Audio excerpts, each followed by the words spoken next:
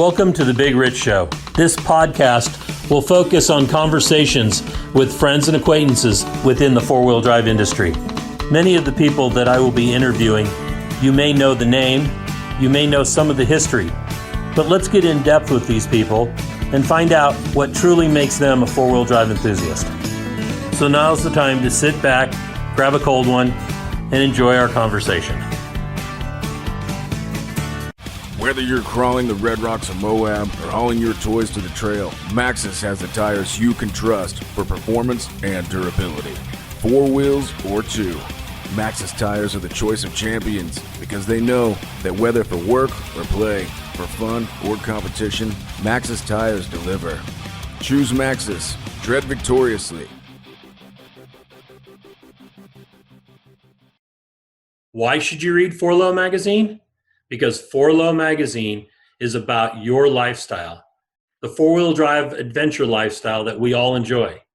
Rock crawling, trail riding, event coverage, vehicle builds, and do-it-yourself tech, all in a beautifully presented package. You won't find 4Low on the newsstand rack, so subscribe today and have it delivered to you. All right, today on Conversations with Big Rich, we have Tim Green from Northern California. He runs the Rubicon Gazette Facebook page, and he's been collecting the history of the Rubicon. He's also a property owner up in the area, and we'll talk about all of the things that have to do with the Rubicon. So, Tim, before getting into the trail, let's get in a little bit about Tim. Who is Tim? Where'd you grow up, and how'd you get involved in four-wheel drive off-road?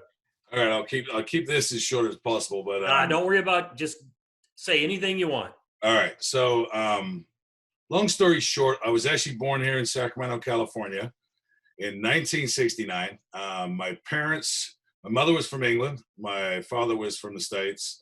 My parents divorced when I was 2 years old, and I ended up back in England with my mother, and pretty much grew up there until I was 21 years old. And then that's when I came back. That's when I came back to the States. I'd been back, a few times, summers here and there. I would come back and visit my father. And if we're going to get into that, I can tell you 10 years old was the first time I saw South Lake Tahoe. And coming from Essex, England, which is just outside of London. And I guess you could joke and say I grew up a poor boy and just outside of London, coming and seeing South Lake Tahoe for the same time. I'll never forget it as long as I live. Coming over the hill of 50 and looking down and see, I'd never seen anything like that in my life. And I honestly think that is probably where my love for the Sierra started. I can understand that. Oh yeah, no, it was an amazing. It was just amazing thing to see coming from where I grew up. Imagine it. So, London, Essex, like that, it's big city stuff, and everybody's on top of everybody. And coming to California, I mean, I remember the drive home from San Francisco from the airport to Sacramento. I'd never seen such a thing. I mean, it was almost overwhelming. So that honestly was where I think my first love of the Sierras, really came into play. And then, after that, I came back to the States a few times here and there. I think I was 15, and then I came back again when I was 18.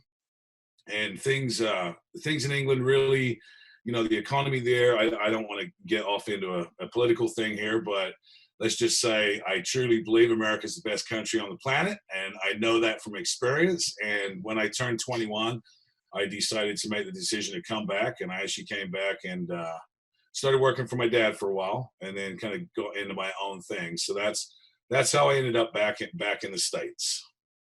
So how did you get involved with off-road?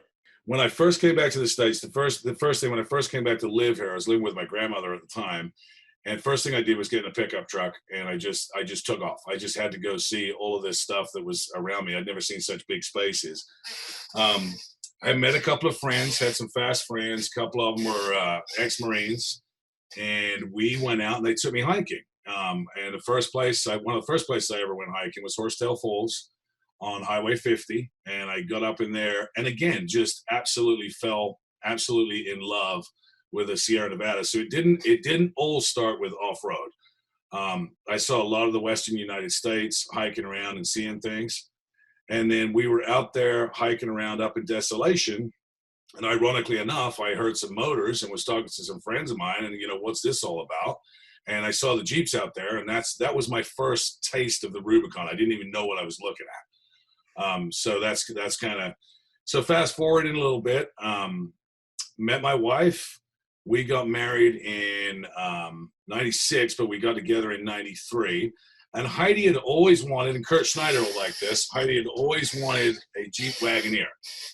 And when I say Wagoneer, I mean an old school Woody Wagoneer type thing. And a friend of mine had a CJ7 for sale. And I thought, well, hell, a Jeep's a Jeep, right? So I bought the CJ7 for $1,200, and that vehicle is still currently sitting on my driveway. That's been my only wheeler. It's been modified. That's all I've ever owned, and that's morphed into what it is now. But so we had the Jeep, and Heidi and I spent a lot of time up in the Bowman area, Bowman Lake off Highway 20 and Blue Lake in there. And then I'd heard about this Rubicon thing, and we went out there. So it's got to be around 90, 95, 96, somewhere in there. We went out there, had no idea what the Rubicon was, had no idea what to expect. And I remember going through Georgetown and driving out. We got to the spillway, and I started up Hot Rock there, and my clutch linkage fell apart. And it was just an overwhelming feeling of, oh wow, this is embarrassing. I mean, there's Jeeps everywhere. I don't know anybody. And so that was my first time, 95, putting my tires on the Rubicon. And from then it just kind of morphed from there. I met some friends, met some people from the Rough and Ready Jeep Club, and they offered to take me out. And this is fast forwarding a little bit now to the kind of late 90s, maybe 98.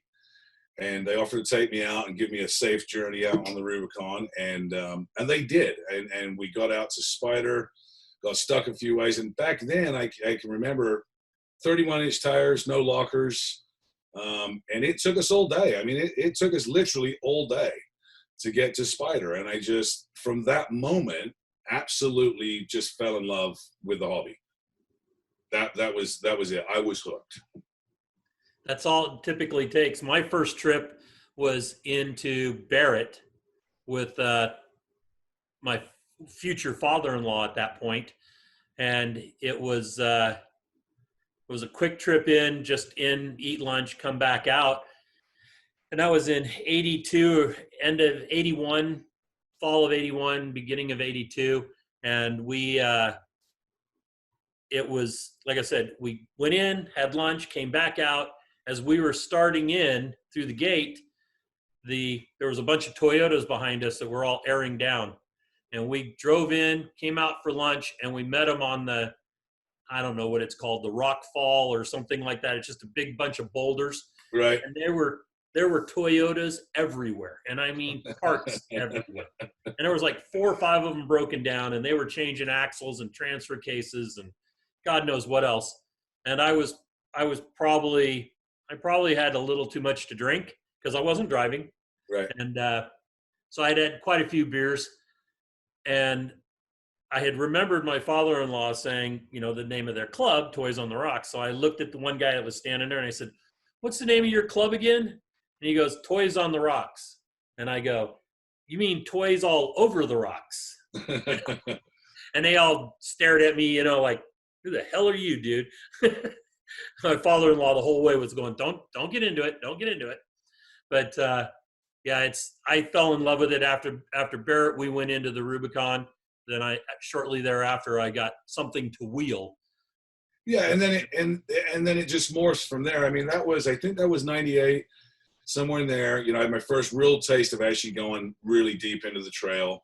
And then we kept going back after that. We all know how it goes, different tires, and we get some lockers going on, a little bit of a lift kit. Those things were amazing. I mean, going to I'll never forget when we put the 4-to-1 transfer case in. I mean, that was, oh my God, that was a new thing. It was night and day different. But I'll tell you, one of the biggest things that changed things for me and the love of it all, and I tell everybody this, I'll never forget this. We were at Spider Lake, and it was during a stake feed. If you remember the Capital Jeepers stake feeds that used to be there at Spider Lake, I ended up cooking for those things. So it was kind of fun. But before that, we were there, didn't really know anybody. and I broke an axle. And I had a Dana 30 at the time. And I remember my friend that was with me, you know, we're kind of young and, you know, we knew a little bit. We're kind of mechanically inclined. We took it apart, but we don't have any axle. I mean, and we got no way to take care of this. I didn't even have the knowledge at the time to know, you know, I could pull that out and just, you know, wheel with 3. And so found myself walking around Spider Lake with this broken axle in my hand and seeing if I could find anybody with a spare or something like this. And I run into this guy, and he's got a stainless steel flat fender. You probably know who I'm talking about. Stainless steel Dave. And yeah, and to this day, I mean, great story. I got a picture from back then. Yeah, I walked up to Dave, and he said, "Young man, what do you got there?" And I said, "Well, I got one of these. I got a Dana 30 broken axle." And he said, "Well, you're not going to find anybody with one of those around here." And I said, "Yeah, I'm starting to see that."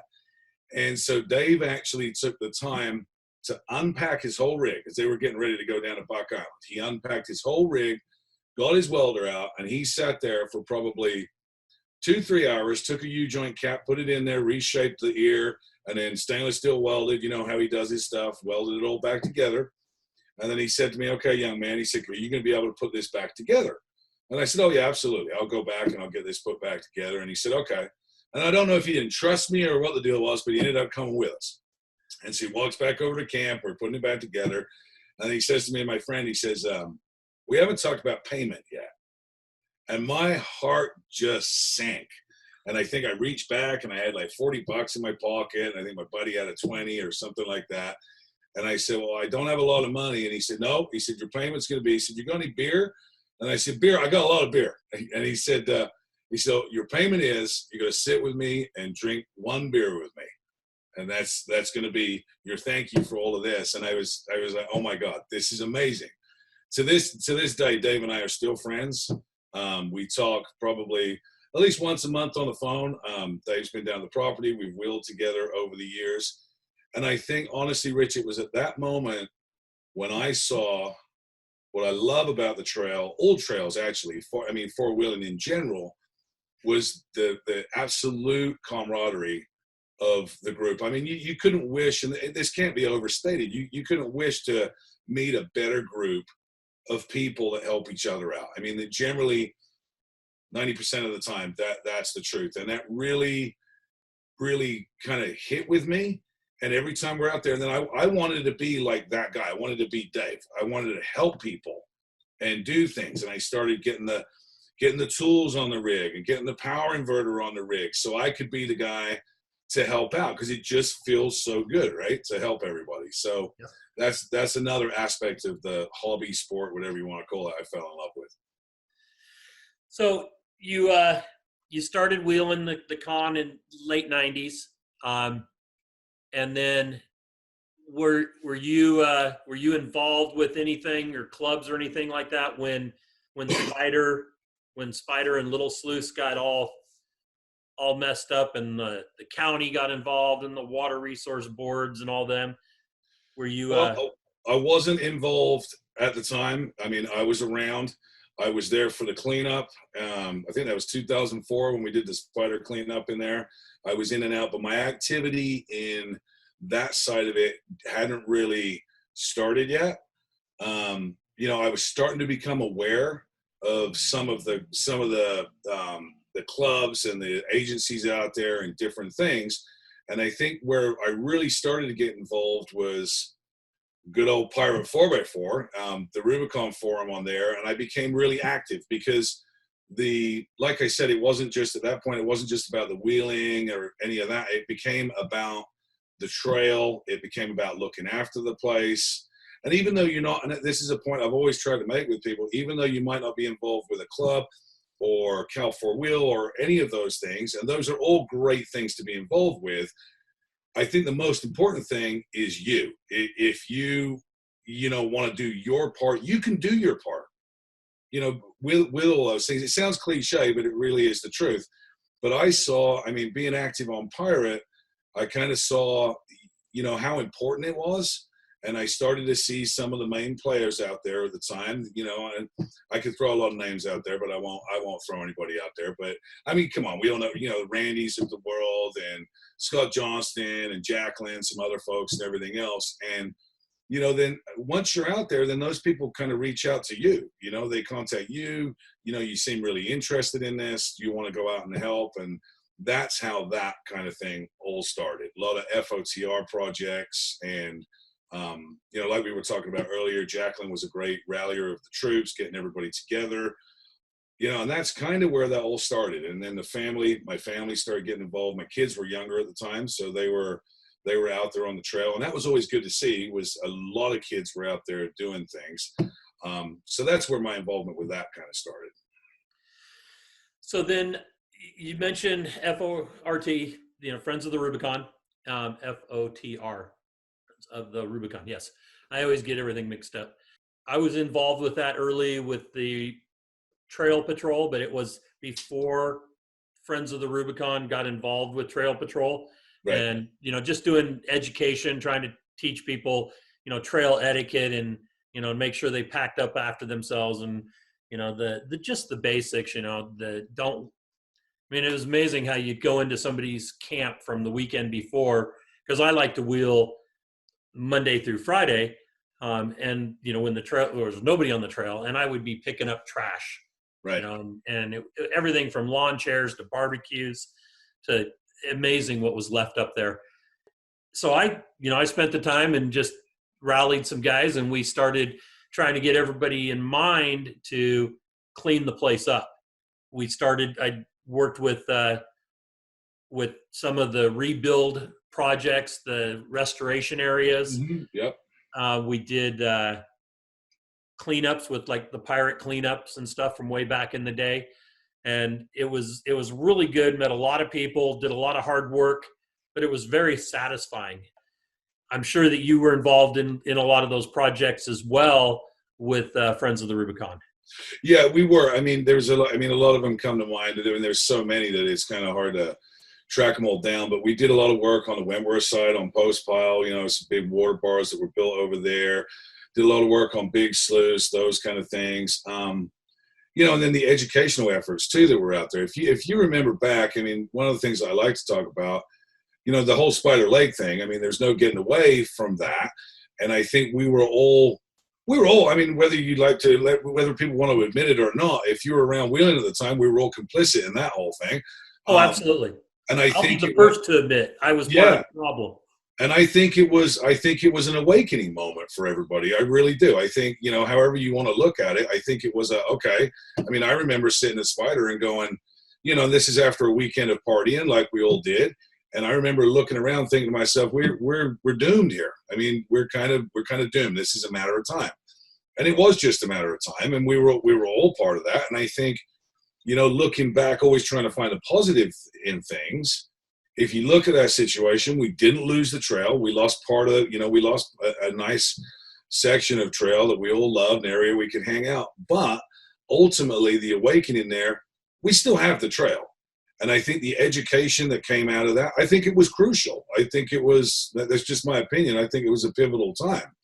And if you remember back, and I think anyone will agree, the peer pressure that came about right after that.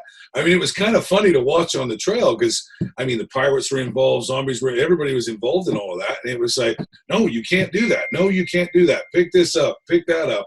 And that's, sometimes that's, I think maybe we need to get back to that because I know, and I'm not going to, there's no group in particular. We talked about this earlier. There's folks out on the trail now. They could be in their 40s or 50s, but they're just starting out on the trail. They weren't around when all this happened. And then, you think about some of the younger crowd. Well, hell, they weren't even born yet when this was going on. True. That's how long it's been. So they don't understand, what it took and how long this has been a work in process. And it's a continual work in process. It has to be.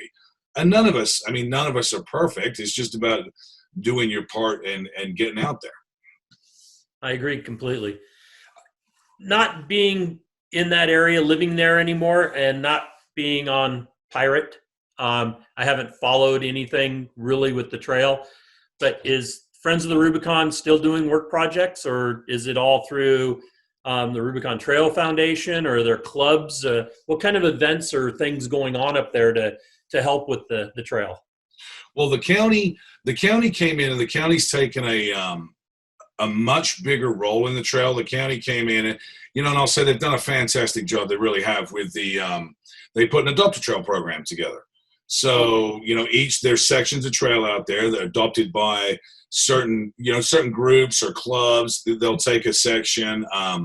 In the beginning, in the early days, our little group had the gatekeeper section, and so each group will go out there, and the county gives them a list of things. They've got the energy dissipators out there that they have to clean out and do things like that. And what folks need to understand is some of this stuff, and I'll admit myself, taking dirt out of a hole, the sediment that's rolled downhill, and then putting it in the forest where it's going to end up anyway, may seem a little insane, but those are things that were put in place because of the cleanup and abatement order that we went under, and those were agreements that were put in place. So those things have to be done to satisfy that order, right? It's a reality of the situation. So, and the Adopt a Trail clubs get out there, and they do great work on different sections of the trail. Friends of the Rubicon, I know they still get out there. I don't think they're quite as active as they used to be, but things morph, things change. If you don't keep up with change, it's never going to work. Rubicon Trail Foundation, they're still doing their stuff. I know they're primarily the fundraising side of things, so they can have their money for potential lawsuits and things like that. So everybody kind of doing their part, but it's great to see the community out there. And I think sometimes different groups or clubs even, or different things, we start to forget. We get so focused in, I don't know, the small details, the raising the money, the doing this, the doing that we forget, or we lose sight of why we're doing it to begin with. It's for the trail, but the trail is a sum of all of its parts. It's the community, it's the families, it's all of that. And we got to remember to, get back to that, the community. Without the community, you got nothing. So you're involved with an event up there every year? Stakes and Stories. We're going on. I think this will be the third. No, this will be the fourth year, depending on what happens with COVID-19 and everything else that's going on. I don't want to get into that, but yeah, this would be the fourth year. Now, where that came about, we talked about a little bit earlier, was the Capital Jeepers stake feed that used to go on years ago. And that was Gary Borgson that owned Capital Jeepers, just giving back to his customers, if you will. And he would buy 150 steaks, and it was basically first come, first serve. It had a group of guys out there cooking. It was giving back to those folks. And I just remember back then, it was 2099 maybe. So I just remember that feeling. You were talking about that feel-good feeling, and it was watching those folks want to be there for Gary, wanting to be there for the trail, just all of it, that community spirit, and seeing it bring everybody together was amazing. It wasn't about any particular thing. It wasn't a fundraiser. It wasn't to raise money for this. It wasn't to raise money for that. It was a time to celebrate and everybody to get together, right? And what all the friends you've made through the years and all of that. So, we kind of, wife and I talked about it. I talked to a few closer friends about it. And it was like, I think this would be a really good time for this. I think it's a time to, let's get everybody together and let's just have think of it like a big picnic, where we're going to we talk about things, we educate things. The name itself, Stakes and Stories, people thought in the beginning we were going to get up on the microphone and everyone's going to tell stories. It was more about, stand in line at the barbecue and talk to someone you never met before. You're going to hear some stories. The beers start going and good times start happening. So it was kind of that, and we didn't know how it was going to turn out, but you know what? It was amazing. I think the first year we had probably 450 people there, and then it just kind of went from there. And we ended up, what we did the first two years, the response to it from the clubs was absolutely amazing, because we reached out to some different organizations when we were spitballing this and trying to think about how we were going to do this.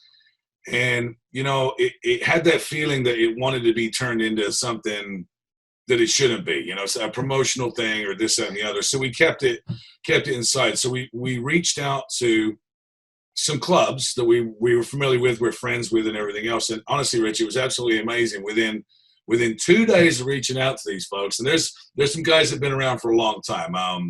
Rob Cooks of the world, Jeff Fretwell, Pirates, all of this. Within 2 days, we had the money for the stakes. I mean, it was absolutely amazing. And then the community really came together.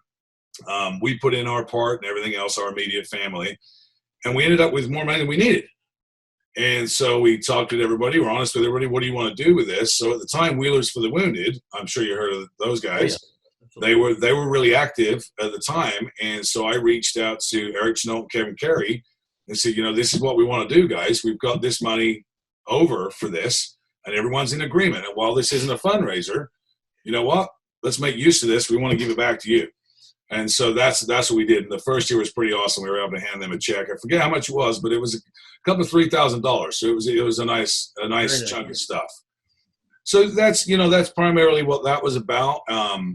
You talk to people about, cleaning up and doing things. And, there'd been talk, it was ironic, there'd been talk about getting porta potties out there and trash cans and, all of this stuff and making it all very official. And my stance on that was, there's a couple of things here. You put a trash can out there with no education, someone's going to fill it up, and it's going to be your job to take care of it. What better venue to say, you know what? There's no trash cans here. You're going wheeling. There's no bathrooms here. Do what you've been doing. Take care of your trash. Take care of your business, and let's leave this place as spotlessly as we found it. And every year, that's what's happened. That's awesome. So, yeah, it's been awesome. Let's talk about the idea behind the Rubicon Gazette, the page on Facebook. All right, one of my favorite things to do, and I got a couple of friends that are into this, is a lot of people don't realize the history of the trail. I mean, it is absolutely full and amazing, and not just the four-wheel drive part of it. I mean, you can go back, the Indian Foot Trail and all of these things, and for the fear of boring people and getting into too much details, but Pirate used to do a real good job. The Rubicon Forum did a real good job. There's a lot of picture sharing that went on. There was a lot of older stuff that went on, and we started realizing that, again, some of the younger folks, Pirate, it kind of, things changed. Let's just, it kind of slowed down a little bit. And we started realizing that a lot of the younger folks and newer folks hadn't seen any of this stuff. I mean, and it was just, what do we do to share that information? So we wanted to put something out that was current information about the trail. I mean, you can kind of see the current conditions, you can see weather, you can see all those things, but at the same time, collect all that history. And because we got to keep that stuff, I always think of it this way. A poster hanging in some guy's office doesn't do anyone any good if it just sits in his office and then he dies and he doesn't give it to anybody. And what better medium we have nowadays than technology to put that stuff together and get it out on social media so people can see it. And from what we can tell, people love it. I mean, you put the maps up there from the 1800s and just old pictures of the Green Bridge getting built and things. I mean, I'm looking at my desktop right now, and I've got the Rubicon Bridge project right here. It's stuff that gets shared that people, they wouldn't see otherwise. And it's amazing once you open that floodgate, how people then start sharing with you. There's people that are coming in, their old names from the past that are taking pictures of their Polaroids that they've got sitting on their desk. And that's really cool stuff. And I think once you understand the history of it all, and I think, for newer folks to the trail, you start to get a sense of how rich it is, and then you get that investment in it too. I hope that makes sense. Oh, absolutely. It does to me, but that's what I've always tried to do. And that's the reason behind this podcast, is to collect the history of our lifestyle, sport, what we're enthusiastic about and passionate about. So you said you have kids that are wheeling? No, my kids are now, my kids pretty much grew up in the back of that CJ7 that's sitting out there. We went everywhere together. Even like BB Lake and some of the places that got closed down, we were back there with my wife but my boys, they're grown. Christian's 25, Ryan's 24. He's off in the Army. Christians working in Sacramento. They come up to the property with us, when they can. So the kids grew up in that, and seeing the kids, I can't recommend it enough for folks. I mean, it's such a wholesome thing for the kids to grow up in that environment. They learn so much, and people know this. People that have been doing this, they know this. But it's good for the kids to get them outside, get them away from the technology, and all of those things. So absolutely. So what you said, you're a property owner up there, and we talked about this earlier. But talk about that piece of property, and I don't know. Do you have plans for it, or are you just making sure that it stays protected, or what's the?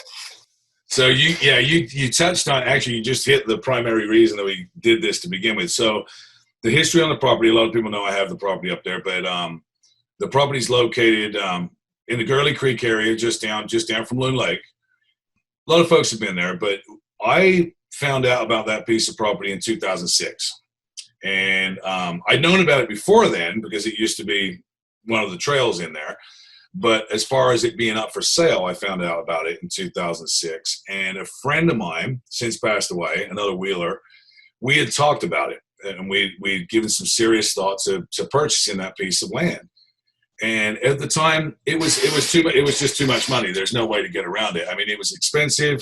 And at the time, we didn't have the funds to make that happen. So I kind of kept an eye on it over the years. And, it came and go in my thoughts, but it was always there. And then in 2010, it came up. It just can't remember exactly how it came up, but it came to my attention again. And my life had changed a little bit, career-wise and different things. And so I made some phone calls, made some contacts, and it was something that was really important to me. It was one of my dreams. It's what I wanted to do. That's how much I fell in love with Rubicon. And so I talked to the wife, and that was important. And we kind of came to an agreement on what we were willing to do with it. And Heidi and I spent many weeks out there hiking the whole property and really, really checking it out. And I'll never forget, we're out there hiking around, and, a lot of it's very Rubicon landscape. There's a lot of granite, some trees here and there. But we finally got down, we walked down towards the creek, and I'll never forget Heidi. Heidi said, "Is this water on the creek?" And I said, "Oh yeah, the creek runs right through the property." And that changed everything for her. It was, okay, there's got to be water. So that's how it came about. For us, the reason for it, us purchasing that property, it wasn't, and this is wholeheartedly the truth. It was to perpetuate not only for us and our family, but also the future of the Rubicon. We all know there's private property dotted all through the trail. And it can only help the situation as far as having, invested people in that trail. What do they call it? They call it stakeholders. People that have a voice and are of like-minded hobbies and lifestyles and everything else. So and we've opened the property up, many, many times. We have a lot of friends that come stay with us. It was never intent to just be for us and close down. And it's a beautiful piece of property for people to, check out and come out and hang out with us. That's awesome. Glad to hear that. I remember when I first heard it for sale, Mark Smith owned it. Right. And it was, somebody said, "Hey, yeah, Mark Smith owns this and he's willing to sell it." And I was a contractor based out of El Dorado County at the time. And I was like, okay, I'm all about this. And then economic situations changed with the invasion of Iraq and doing all that kind of stuff, way back. And what was it, early 90s, late 80s. And yep. It wiped out my business. So it was like, oh, well, there went that dream. But, it was one of the things that I'd looked at one time when Mark still owned it. Yep.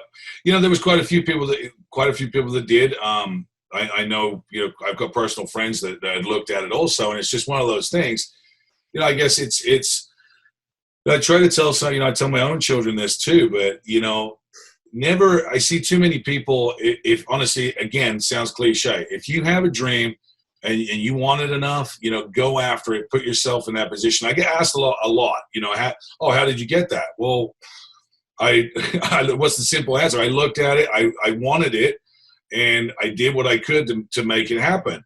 And that's what I've always believed about this country. I mean, not to get into the politics again, but that's what America is founded on. I mean, that's if you got a dream, you can get after it. So Yep. that's what I would tell anyone. You know, make it happen. Yeah, in 2000, I did that. I walked away from a very, very well-paying job in 2001 after I moved back to California from Utah, and decided to put on a rock crawl and put up and shut up. And Lake Amador was born. Cal Rocks was born, and I jumped in with both feet and threw my keys on the counter and walked away from a really good paying job to, making nothing but memories. And, I wouldn't trade any of the memories that I have over the last 20 years. Absolutely. For all of the money in the world. Right. I mean, it's being able to live the lifestyle and the life that you want to live. Yeah. And there's no substitute for true friendships. I mean, and the friendships that I've made through the Rubicon, through the property, and through our hobby and our lifestyle, if you want to call it that. I mean, I have lifelong friends. I mean, I have people that I consider brothers and sisters that I've met that I would do anything for. And I think the feeling, I'd like to think anyway, the feeling's kind of mutual.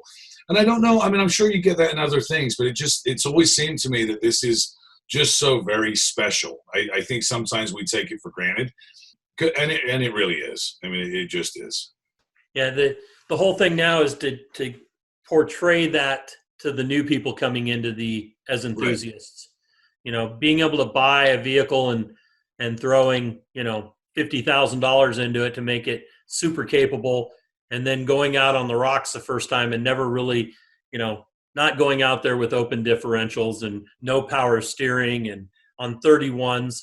And the first time I went wheeling with the Pirates, we did a trip into Spider, and I was in a 53 M38A1 on 31s, open, manual steering. And I remember coming out, and I get to the top of the hill, and Kevin Carey looks back over his shoulder and looks at me and goes, "You're still behind me?" And I'm like, yeah, I was having the greatest time in the world. Everybody else is on, 40-inch, 44 tires, everything else, and their vehicles are beat to shit. And here I am just driving this pristine, right, military CJ5 that was just the funnest thing in the world. I think that's something that we're missing out on a little bit. And, for the fear of sounding like the old guy, much like you, I started out 331 gears open on 30-inch tires and kind of figured it out. And I think what's happened, technology, social media, it's all great. And it really is. And it makes things so convenient and easy for us. But at the same time, I think we lose something. We like to talk about the younger kids, but we also have new folks out there that might be in the 40 to 50 range. They're going out and bought a really capable vehicle. I mean, I had a 4-door JK and a Rubicon, and they work great right out of the box, especially if you can drive. Yep. And I think what we see out there now is it's very convenient to be able to get into a vehicle. You can get on the internet, you can research things, and you're straight out there. And I've seen some things out there, seen some situations out there where it's like, okay, all the money in the world. I don't want to, for the fear of quoting Bob Rogan, I won't go there. But that's all right. You can. I can do it all the time. Throw some more money at it. I mean, for the fear of that, it really doesn't. It doesn't take the place of experience. And I think sometimes if we, allow ourselves, we're in that situation. Maybe start out. Maybe leave those lockers off. Maybe go out with a group of smaller rigs so you get an understanding of what's going on. I mean, we have. The kids and I rebuilt a 71 CJ5, and it's on 30-inch tires. It's bone stock, got the Dauntless Oddfire V6 in it, and we take it out and we wheel it. It's fun. I mean, I got out there with Scott Johnston, Mike Elrod, friends of mine, and every once in a while we'll jump in that little CJ and take it out and wheel it just because it's fun. You feel accomplished. A lot of those things. So I think that it's great to be able to jump in these vehicles. It is. It's awesome. I've driven them. I own one. But, there's no, I think we miss some of the fun. Honestly, I do. I mean, we think back in the day, I know for me, some of the fun was throwing a rock here or, doing this and having to figure out how to hit that brake a little bit to get the other tire to turn around. And just, I don't know. So that's kind of how I feel about that. But people are getting out there and they're doing it, and they're learning over time, because, as well as I do, once you get stuck, you're going to kind of figure it out. So. Yeah. When I first started going up, and in that little CJ5, it had a 8274 Warren on the front, and it had the Odd Fire, and it had a SM 465 or whatever it was, and 515 gears on 31s. And I'd go, sprung under, big steering wheel, and I'd get stuck and the tires would just keep churning. I'd get out, pull the winch cable, winch myself out, be able to get out as the vehicle's still going down the trail. I could undo the winch cable. I never took people with me. I mean, I was up there in the middle of the week by myself, right. And it was, there were great times. Luckily I didn't run myself over or, hurt myself up there. But you bring up a really good point too. That's one of the other things. You never want to advise bad decisions, but at the same time, if you can get yourself out there in the middle of the week on your own, challenging yourself. I mean, not necessarily on your own. Go with a group, because we never want. That's not something we're not supposed to recommend. But you get the point. Challenging yourself and doing it for yourself. Don't rely on everybody else. And that's how you learn. That's how you figure things out. If you wanted to get into one of the big things we do, and we're kind of known for out there a little bit, is the snow wheeling. We're out there a lot in the wintertime, and that's a whole nother kettle of fish right there. I mean, and that's something that's not to be taken lightly. I learned, and I'll never forget it. I was camped at Wentworth in the snow. I had another friend of mine there. We'd gone as far as we thought we could go, and we thought we were doing great, and we'd struggled to get where we were. And then here came this big old Toyota Cruzilla thing, and it was Scott Johnston doing his thing out there, and just blew past us like it was nothing. And I said, I think I need to hang out with that guy and do a little snow wheeling with him. And so we'd already kind of known of each other, and so that's where it's at. If you're going to do that, you need to go with a group that kind of knows, experience. There's no substitute for the experience out there, because wintertime, there's no joke. I mean, it can kill you. I mean, we had a trip just recently where we had to stay an extra night, and you got to be prepared for that. But I will say, it's one of the most beautiful times in the year. I mean, some of the wildlife and things I've seen out there in the wintertime, including on the snowmobile. I mean, it's amazing stuff. Again, it gives you a whole nother perspective of the trail. Yeah, and that late 90s, early 2000, when I came back to Placerville from Utah, I had a Cherokee. Rogie had a Cherokee, and Vince Howdyshell had a Cherokee. So it was the three of us, and it would be, instantly we'd call each other and say, okay, let's go. I'll meet you guys at Tom's. I get off at 9. I've already packed. I'm going to hit the liquor store. I'll meet you guys at Tom's. And, by 11 o'clock, 11:30, I'm pulling into Tom's in a blizzard, and they'd jump in their rigs, and the three of us would head up over the top of Heartless, right, as far as we could go in our Cherokees with 35s, and that was it. But, right, good little snow machines those Cherokees can be, especially if you know how to work the snow. And it's got a roof, a door, and a heater, right? So yeah, it makes it really nice when you get stuck and have to wait till morning to dig out. Yes. Right. And as a side note, Bob Rogie's still doing that Heartless run, wanting to be the first one over the top. So that's good. I will snow wheel with him last year a little bit. We went into the property, and just good fun. I mean, all of those guys. I mean, that's what I'm talking about, these relationships. Tim Webster, Disco. Everybody knows Disco. It's just, they're lifelong friendships. They really are. I mean, I think that's if I had any one thing I had to really stress about our hobby and our sport is that, that part of it. It's truly amazing. It really is. Yeah. When I first got into the wheeling, and then, in the 80s, I would go up and I started hanging out with guys like Archie Lawyer and Doug, and Mike Monroe and some of the guys from that were wheeling up there that were Toys on the Rocks. And we had just amazing times back in the 80s when, there weren't built rigs. A built rig had, 33s or 35s on it if you could find a set of 35s. And, we did some really what I would consider now probably stupid stuff to do the wheeling we did by ourselves, or very not with all the things that we wheel with nowadays, but we always made it in and we always made it out somehow. Ingenuity, a little bit of MacGyver, you just have to figure shit out. So, but it's those lifelong friendships are just absolutely amazing. Yeah, and the things that you can learn, if you pay attention.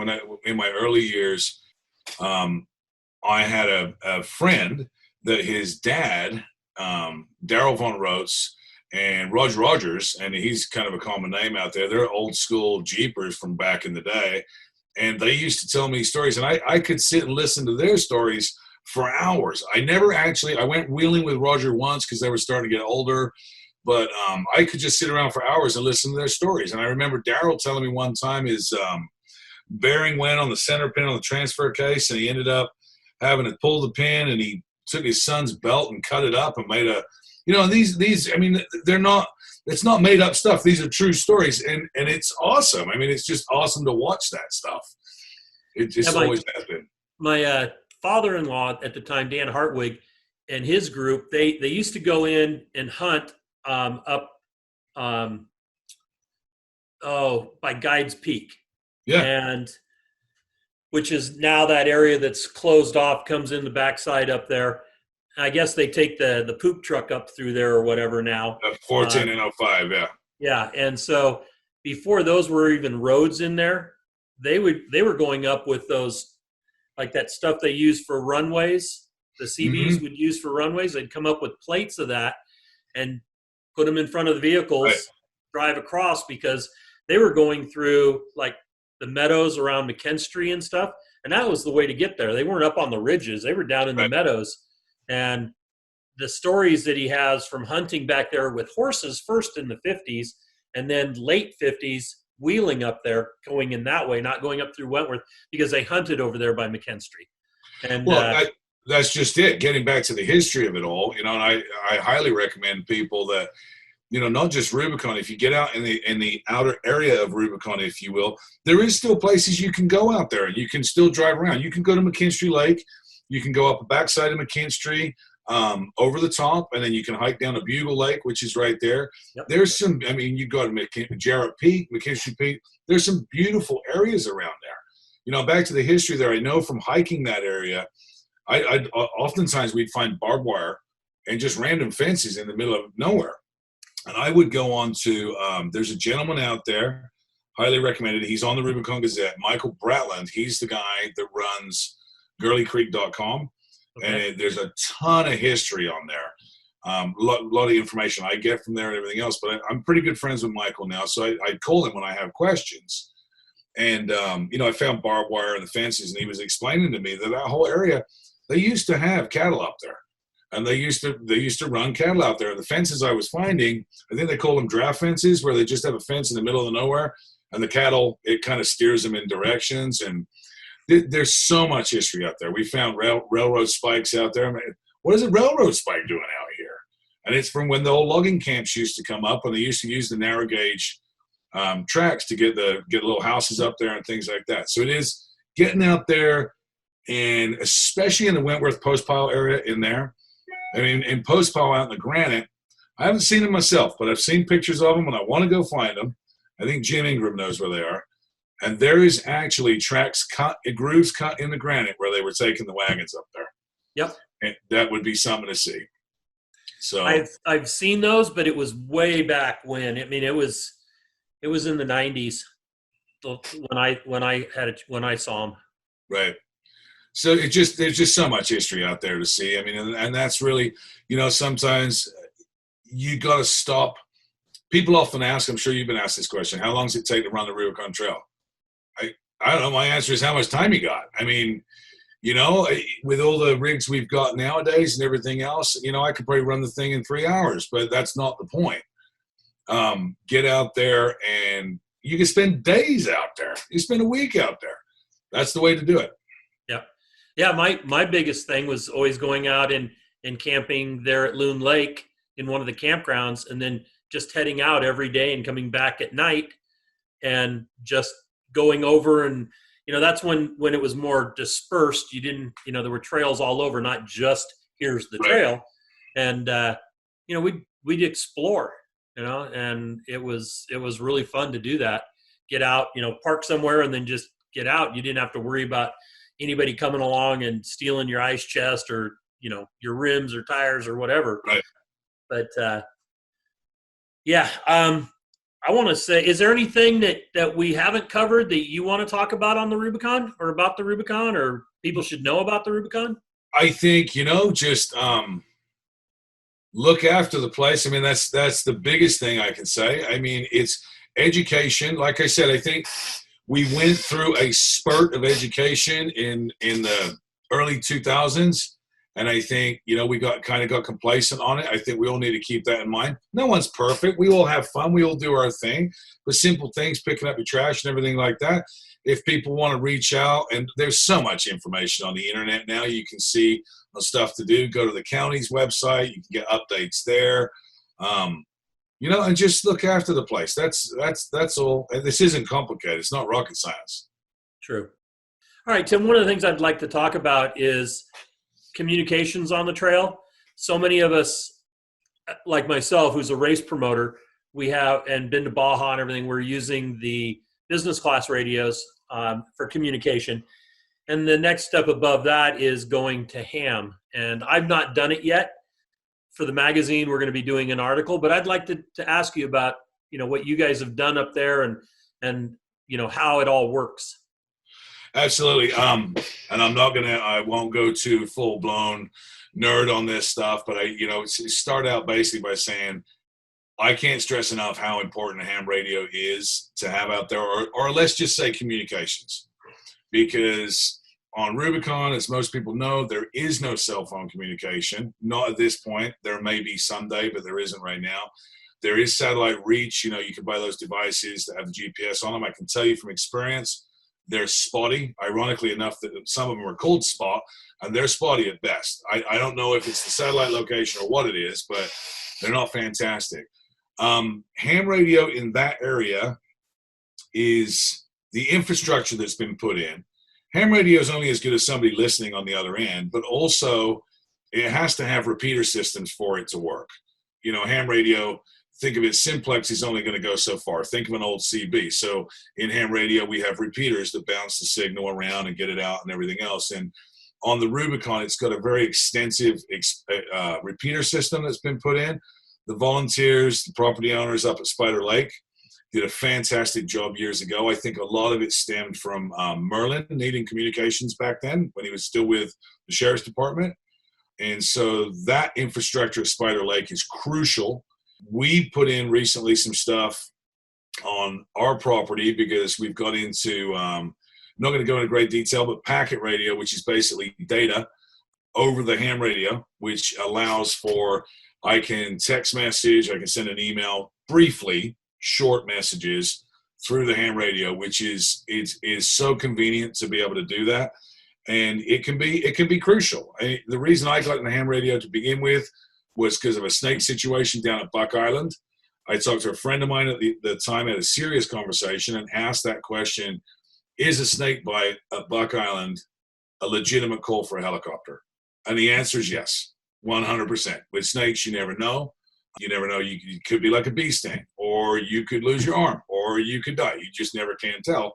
So if you have the ability, it does warrant a call for a helicopter. So having the ability to make that call on the radio, it's crucial. And it's so easy. We can go into more detail on this another time. But, both my sons got it when they were like 11 years old. You can go on the internet. You can take practice tests. And I think now, even because of the COVID-19, they're doing online testing. So you don't even have to go somewhere to do the test. So that's something folks can look into, but it's not difficult. It's $10. I mean, this is, $10 for 10 years. I just renewed mine. It's something, there's no excuse not to have it. And it literally can save your life. And it has up there. There's been many lives saved up there. Well, now knowing that I can do it online, that's what I'm going to do this next week is find that and get my ham operator's license. I don't have a radio yet. Like I said, I only have business class stuff. Right. But supposedly I'm supposed to have a license or permission to use those. But I figure if the FCC is still driving around in their vans with 25 antennas and they can catch me, power to them. Well, now honestly, with the ham stuff, they will. A little funny side caveat to that. Up on the Rubicon one time, and I was listening to the radio, and there were some guys, and they were talking on a private frequency that they shouldn't have been talking on, and it actually bad for them. They were talking on Fish and Game's frequency. Oh. And so Fish and Game got a hold of the guys. They were a race crew out of somewhere, and they had race radios, and they happened to be on that frequency. I don't even think they knew what they were doing, as far as they didn't know they were breaking any laws or anything. And they did. Fish and Game got up there with the sheriff's department, and they triangulated them, and they found them. Maybe people should have better things to do with their time, but yeah, so that can happen. Yeah, I mean, honestly, with the ham radio, it's so easy to have it. And you can go to QRZ.com is a real good, QRZ.com, real good site to look at for the practice tests. Okay. You can go there. People can reach out to me too. I'm all over Facebook and on the Rubicon Gazette. And there's a lot of information about radio on the Rubicon Gazette. There's a couple of files in there in the file section, and a great place to get started. Excellent. And I may reach out to you here in the next week or so when we put together the article for Forlow Magazine on communication and ham radio especially. So perfect. I appreciate it. Okay. No problem. Well, Tim, thank you very much for coming on and talking about, your history with the Rubicon and what you know of the Rubicon and what you guys do. And I really appreciate you spending the time with us and sharing your views. You bet. It's been fun. All right. We'll have to stay in touch. I don't know if we've ever really met in person. No. Well, I think we've crossed paths, but I think you'll have to come out and have a beer with us. That sounds like a perfect plan. All right. All right, my friend. And thank you very much. You bet. If you enjoy these podcasts, please give us a rating. Share some feedback with us via Facebook or Instagram, and share our link among your friends who might be like-minded. Well, that brings this episode to an end. Hope you enjoyed it. We'll catch you next week with Conversations with Big Rich. Thank you very much.